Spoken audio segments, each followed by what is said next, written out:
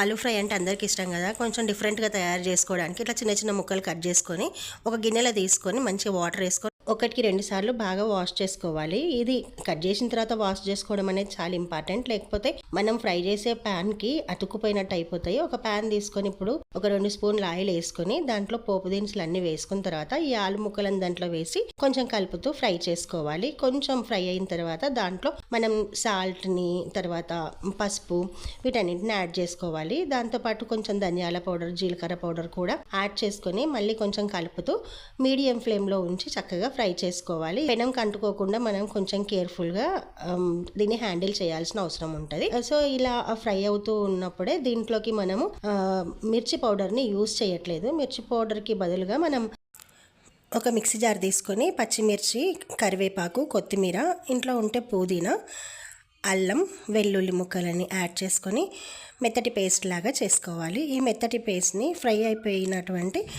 ఈ ఆలుస్కి వేసేసుకొని మొత్తం కలుపుకోవాలి. ఈ మసాలా అంతా మగ్గే వరకు కొంచెం సేపు మీడియం ఫ్లేమ్లోనే మనం దీన్ని మగ్గించుకోవాలి.